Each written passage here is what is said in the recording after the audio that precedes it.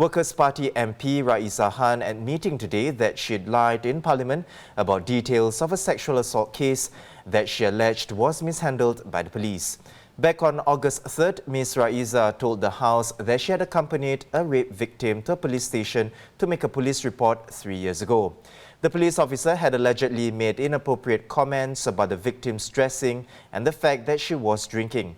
In explaining why she had made up details of that case, Ms. Raeesah said she herself had been a victim of sexual assault. The anecdote was shared by the survivor in a women's support group for women, which I was a part of. I did not share that I was a part of the group, as I did not have the courage to publicly admit that I was part of it. I attended this support group because I myself am a survivor of sexual assault. I was sexually assaulted when I was 18, studying abroad. That assault has traumatized me till this day. Unlike the survivor whose anecdote I shared in this house, I did not have the courage to report my own assault. Yet, as a survivor, I wanted so deeply to speak up and also share the account I had heard when speaking on the motion, without revealing my own private experience. I should not have shared the survivor's anecdote without her consent, nor should I have said that I accompanied her to the police station when I had not. It was wrong of me to do so. I wish to correct the record by retracting the anecdote that I shared on the 3rd of August, and I wish to apologize to the Singapore Police Force. Lastly, I want to apologize to the survivor whose quote I use, to the House, to my constituents, to the Workers' Party, its members and volunteers,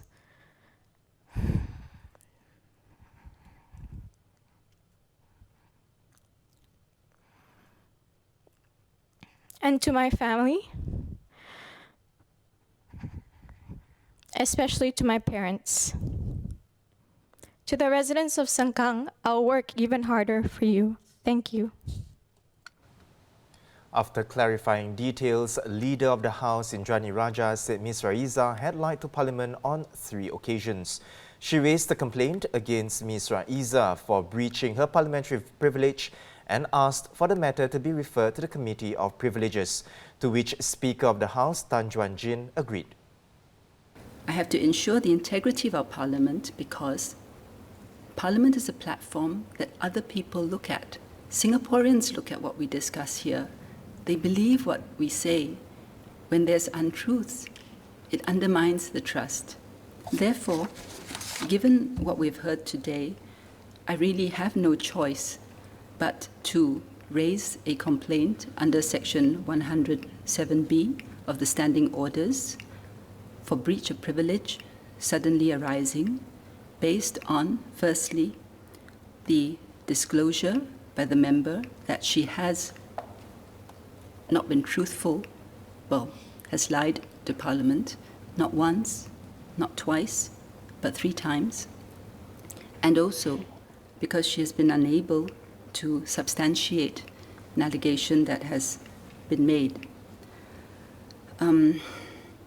These are matters which prima facie affect the privilege of Parliament, and I therefore reluctantly have to ask the matter, Mr. Speaker, to be referred to the Committee of Privileges.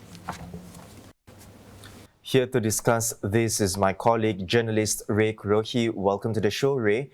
Rei, what is the Committee of Privileges and what do they have to decide on with regard to this case? So the Committee of Privileges is a committee within Parliament. There are 8 members. It's chaired by the Speaker of Parliament, Tan Chuan Jin, and its other members include several ministers. The Environment and Sustainability Minister, Grace Fu, National Development Minister, Desmond Lee, Social and Family Development Minister, Masako Zulkifli, Law and Home Affairs Minister, K. Shanmugam, as well as Leader of the House, Indrani Raja, and members Mr. Don Wee and Mr. Dennis Tan from PWP.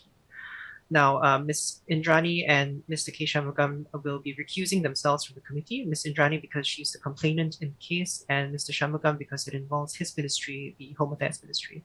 So what this committee basically does is they investigate any breaches of parliamentary privilege. And what this means is that MPs are generally immune from prosecution or lawsuits for anything they say in Parliament. But that doesn't mean that they have free rein to say whatever they like. A breach of parliamentary privilege has different meanings in different constituencies. In Singapore, generally, it refers to the fact that MPs are not really allowed to make unsubstantiated allegations in Parliament, and the committee finds the MP guilty of such a breach.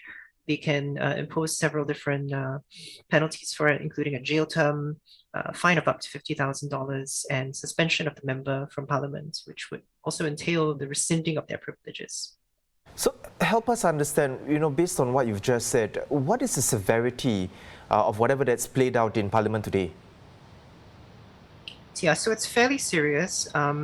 Basically, whenever members are accused of having made unsubstantiated allegations or misleading Parliament, there have been several occasions in the past where members were warned or they were threatened, you might say, with having the matter referred to the committee. But actual instances rather of matters being referred to the Parliament committee are quite rare. The incident that comes to mind is when WMP JB Jeyaretnam was referred to the committee 4 times for various incidences, and he received substantial fines during that time. So, cases where the matters referred to the committee are quite rare, and I would say this is a fairly serious incident. And Rei, we understand, of course, that Speaker of Parliament Tan Chuan Jin has agreed for the matter to be referred to the committee. So moving forward, what's going to happen and what are the possible outcomes? So we don't want to speculate too much about what they're going to actually find, but there are several possibilities. As I mentioned, the MP could be jailed, and that jail term can extend up to the end of the current session of Parliament. They can also be fined up to $50,000. They might have their privileges rescinded, which could open them up to prosecution or civil proceedings. In a less severe case, they will simply be admonished or reprimanded by the Speaker of Parliament. Well, thank you so much for sharing your perspective, Rei. That was Rei Kurohi, journalist at the Straits Times.